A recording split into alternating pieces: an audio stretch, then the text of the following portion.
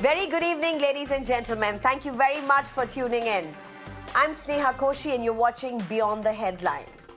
Tonight, though, we're talking about insensitivity, blatant insensitivity. A 13-year-old teenager from a scheduled caste family in Tamil Nadu's Coimbatore was made to write an examination outside her classroom on the staircase, not once, but twice. Why? Because she was menstruating. Let this sink in.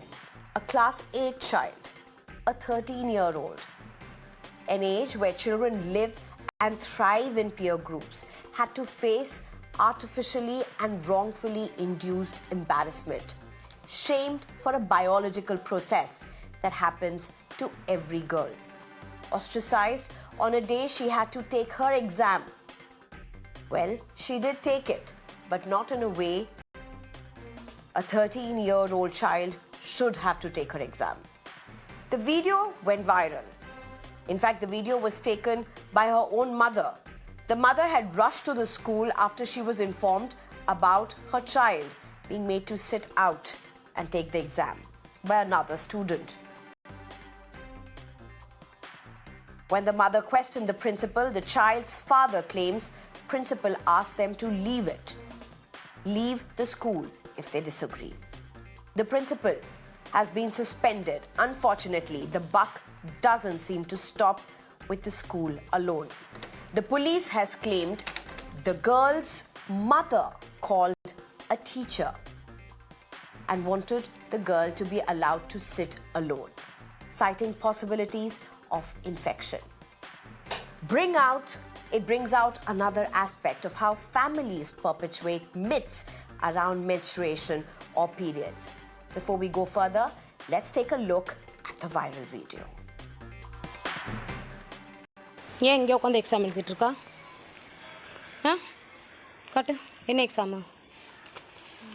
என்ன exam பாப்பா? ஏன் இங்கே உட்காந்து எழுதிட்டு இருக்கா? யார் இங்கே உட்காந்து எழுத சொன்னது? எந்த மிஸ்ஸு? பிரின்சிபல் மிஸ் உனக்கு இங்கே உட்காந்து படியில் உட்காந்து எக்ஸாம் எழுத சொன்னாங்களா? இதுக்கு முன்னாடி எப்போ எழுதுன எக்ஸாமு? மண்டே இப்போ இங்கே தான் உட்காந்து எழுதுனியா? எந்த டெஸ்கில் முன்னாடி உட்காந்து பாஸ்பரியில் தான் உட்காந்து எழுதுனியா? சரி எழுது. ஏன் மிஸ் ஒன்றும் சொல்லலையா? உள்ள கிளாஸ்க்குள்ள உட்காரணும் உன்னை சொல்லலையா?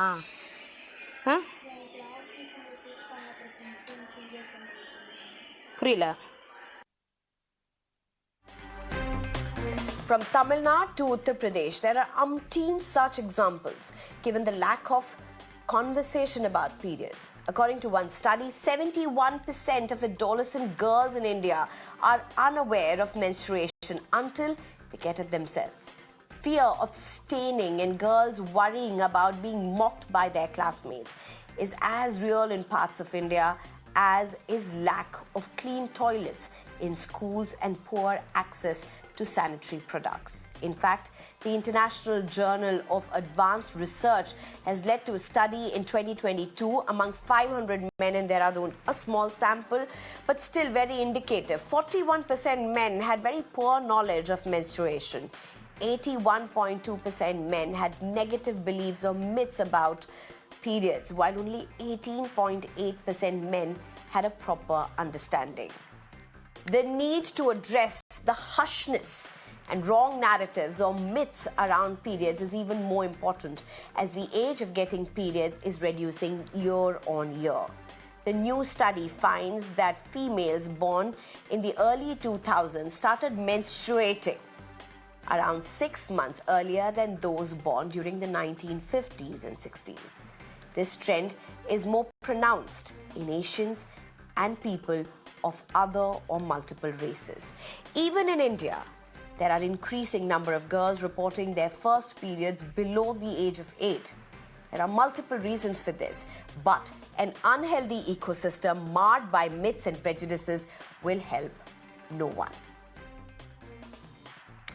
I'm being joined by a panel at this point. I'm being joined by Brinda Adige, who's an activist, Geetanjali Kumar, who's a counseling psychologist, and Dr. Sangeeta Raudia, who's a consultant gynecologist and obstetrics at Fortis Hospital. Thank you very much, all of you, for joining me. Well, first, let me come to you, Brinda Adige. Brinda Adige, break this down for us. So here is a 13-year-old girl. She is from a scheduled caste background. The school is at fault, the family is at fault. But are you willing to see this as an isolated case? Certainly not. This is one of the cases that has now come to fore because somebody has taken a video and it has gone viral.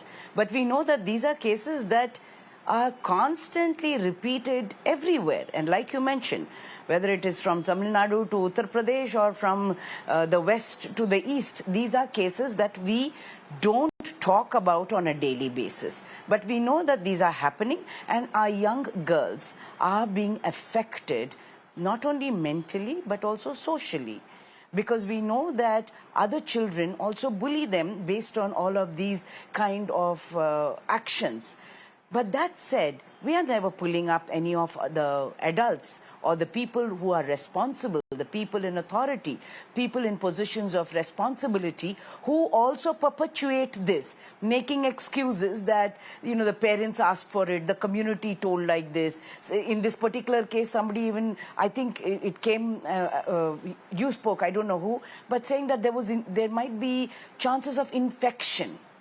We can't, how bizarre, what are these explanations that are giving so appalling that a school in this age and time, and South India prides itself and Tamil Nadu prides itself as being very forward, progressive, developed and educated. And if the teachers in a school are doing something like this, it shows that it's not just caste, it is gender and caste, both intersections that are oppressing and causing so much of humiliation and insult to a 13-year-old child. And that is absolutely unacceptable. Right. You know, Brinda Adige, often people will just look at instances like this and they'll say, this is unfortunate, this is heartbreaking, but this is not much of India. Is that how you see this? No, this is the much of India. We know that there are children, young girls dropping out of school because they have started the menstrual cycle, and many schools, especially our government and government-aided schools, do not have toilets, do not have running water, and there is this whole cultural tradition and norm that the woman, the girl must be kept in a separate location, in a separate space when she is menstruating. And this has not changed, mind you, even in so-called literate, educated, progressive families. So this is not an isolated case at all. This is there across. It is just that we don't talk about it, and like this other teacher or principal mentioned, it's okay, let it go, leave it. Don't make a big issue about something like this. Anyway, she got to write her exam. So trivializing something so important and trivializing something that will be that has caused her so much of trauma. Right. Geetanjali Kumar, I mean, when you look at a statistic and you say 71% of children, particularly girls, do not know about periods until they first get it. And of course, this is a few years ago. Much has changed since then, since 2019 for that matter. I would like to believe so. But how do you see this translate in schools around with children that you interact? I would say that it hasn't changed much. Yes, a certain section of girl population may know a little more in the sense that they have the information, whether it is scientific or authentic, whether somebody is correcting it for them, whether somebody is making it age-friendly, appropriate for them. Those facilitations are missing in a certain chunk of population. The rest of the girls are unfortunately clueless. They are actually finding ways in the darkness, and it is by trial and error, by hook or by crook, by some piece of of information here, there, somebody telling them right, wrong. They just try and move ahead in life, trying to make things better for themselves, trying to organize themselves in that state, saving themselves from that embarrassment or that shame or disgrace or that feeling of dirty, ugly, which people tend to make them believe. Break this down for us, Miss Geetanjali. Have you had it? I mean, in your experience, have you had instances where you've had to face situations where possibly families or schools have come with myths that they believe is scientific temperament, is that is in the best interest of a child in a school or in a public space? However, that's not really science, that's myth. Have you come across instances like this? Yes, since I travel all across the country interacting with school students and college students, so there are number of myths in the minds, in the young minds and in the adult minds also, which are being propagated from years to come, from years together, and they actually, those myths get transferred from class to class, from years to years, and by the time the child herself starts believing, yes, I need to abstain from a religious place, yes, I don't need to pour water in the tulsi plant, yes, I need to avoid touching any kind of pickle, or at any holy auspicious place I don't need to go. So all these myths are being translated, and the first and the very easiest way of saying is meri tabiyat kharab hai, I am not well.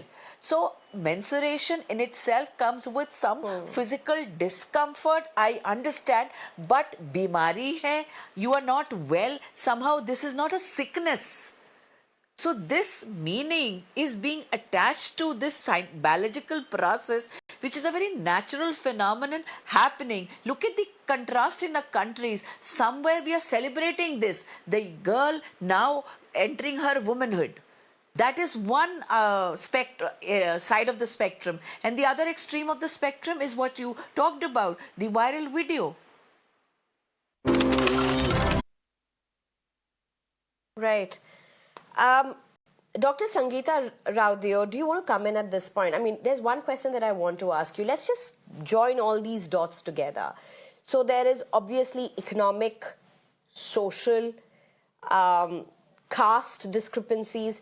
And it's not just economic, actually. If you look across the economic strata, even in urban circles, there are many myths that are associated with young girls getting their periods. Do you want to take us through some of them? Do you really want... I mean, okay, let's just get to that in a bit. Let's just look at one question, and that is, as time passes, increasingly, kids much younger are getting their periods. Earlier, it would be, say, around when they would be around in their class 8 or 9, say 12 or 13 or 14. And now you have children, say, 8, 9, 10 also getting their periods. Now, overlap that or juxtapose that with the social milieu. How do you put this together then? Yeah, first I would like to comment on this, that this menstrual taboo, the various superstitions that women have, it's not only women but all across, is very much there. I see it every day. So many women come to my OPD, and the reason for the consultation is because they want to postpone their periods, because they want to attend some religious function. So these are those middle-aged women, reproductive age women, who have been taught from their young minds that they are not supposed to participate in the religious functions when they are menstruating. So very young, when such superstitions are put in, even if you try to explain to them that taking these medications may, because these are hormonal pills, and postponing something which is very natural may not be helpful. It may disrupt your menstrual cycle. Still, they go ahead with taking these pills. So, yes, this menstrual taboo is very much there, and I see it every day. Now, coming to the second point that you said, these women very early on, girls very early on nowadays are having their periods. So, yes, that is because of the lifestyle changes that have come in. nowadays, girls are from good. This is all based on the nutrition part, the lifestyle activity they take in. So because of this, yes, this difference has come in that more and more young girls get their menses at the age 9, 10 also. And if at this age they have been told that this process is not something wherein the blood which comes out is dirty or impure, and hence you should not participate in certain functions, or you should avoid school, you should not take activity part in strenuous activities, school sports activities, then what kind of impact it will have on their mind? That's right. Is something which bothers me all the time. I think that's a very important point that you have brought in at this point. Geetanjali Kumar, how do schools really address this? Because often it is said, do not exert, do not play sports, have very restricted activities. They would say, don't interact with the opposite sex. And these are not just myths in certain pockets or in rural Indias. These are very much prevalent even in urban India. I mean, look at the age where girls get their periods and just look at the classes, the way the interaction changes.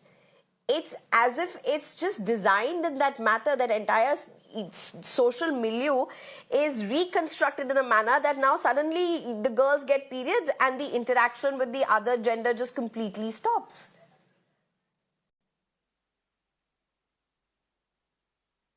Somewhere, yes, I would say that since the lifestyles have changed, so the preponement of the age where the menstruation begins, it is happening. But somewhere, if we look at it, that the girl is now entering womanhood, so somewhere the mind says, okay, now she's ready to get pregnant, so she needs to be safeguarded, so she needs to stay away from the opposite sex. Yeah, this mindset is regressive, there is no doubt about it. But some schools look at it progressively, and they have that kind of an education where they are giving biological explanations to this. But my point here is that we have a session for girls. All girls are made to sit, and we have people coming from a sanitary napkin company talking about how to use a sanitary napkin, what is menstruation all about, and what are the boys doing? Boys have no clues about it. So when the girls move out of that auditorium, going back to their classes, some of them are holding those napkins in their hand. They're trying to hide it. They're trying to hush it between their skirt. So there is a sense of shame, sense of embarrassment, something I need to hide, something I don't need to talk about it. इसके बारे में चुप रहना है. So चुप रहना is something which makes the girl come on a lower foot, pedestal. And the boys enjoy that pleasure. And secondly, when all the 5 members are sitting for a puja, and this young girl or the mother is made to avoid that puja, what the compassion quotient, the alienation, the isolation, and that's how the mindsets develop, that it doesn't matter to us. We go, we do puja, we enjoy the prasad. She cannot touch the prasad. The shadow her shadow should also not fall on the puja place. So this kind of discrimination is so derogatory, and it continues for years, and it gets transferred from generations to generation. Brinda Adige, how does this affect the psyche of a young girl? Because a young girl obviously can't, I mean, you know, as young as a 7, 8 or 9 would possibly just take on what the family is saying. How does this affect the psyche of a young girl who then eventually will become a woman? First and foremost, we must place on record that patriarchy has very, very strong religious connotations. So it is this religion that is telling that you are impure, the religion and the custom and the tradition all wrapped up together to say that you're impure, and so you cannot participate and you have to stay far away from whatever it is and look down upon. So that impurity is drilled and dinned into this child by everybody in the family, and especially by women. So the internalization is so deep that there is always a sense of shame. If there was a survey done long time back that in Asian countries, and especially in South Asian countries and in India, almost 85 to 90% of young girls remember their menstrual cycle, the day it started, and the continuing of it only as shame, as humiliation, and nothing where they felt a reason to celebrate. Even that celebration that happens in South India, often it happens on the, after the periods are over. Even that celebration, they felt that it was insulting and humiliating. What does it do to this child's psyche? I don't think many of us even know what it does, because the child continues to live only in that shame and in that humiliating space, and is unable to speak about it. Today also Brinda Adige, we are in fact, talking we are very about short on it time, in so offices where we are talking of a menstrual leave is also not we're permitted. totally short on time. Let me just go to Dr. Sangeeta Rao for the last response. Sorry to cut you short, but we're totally out of time. Dr. Sangeeta Rao, menstrual blood is dirty. Menstruating women are unhygienic, impure, should restrict activities, avoid curd, pickles, sour food, and don't do daily exercises. Would you say all of these are myths? This is utterly illogical, whatever has been put into our minds. The menstrual blood is impure, it's unhygienic. That is absolutely wrong. The menstrual blood is the menstruation itself is such a biological process which gives the women the power of motherhood. It's a process in which egg develops, and if there's no pregnancy, the women menstruates. The blood which comes out is nothing but the lining of the uterus. There's nothing impure in it. But the way this is communicated to a young child, it really puts into their mind that yes, it is dirty, and hence we should not participate in various activities. In today's time, when we are celebrating women like Sunita Williams going to the stars, and at the same time we are restricting women during those 4-5 days, or sometimes in some women 6-7 days, we are not allowing them to participate in various activities, is really derogatory. I mean, this is in today's time, if such a things are happening, is not acceptable. But it is very much there because it passes on generation to generation. Doctor, that is how I really thank you for your inputs, Doctor. We are unfortunately totally out of time is what I'm being told at this point. So Brinda Adige, Geetanjali Kumar, as well as Dr. Sangeeta Rao, thank you very much for joining us on this very, very important conversation. And I just hope the message is loud and clear. Thank you very much.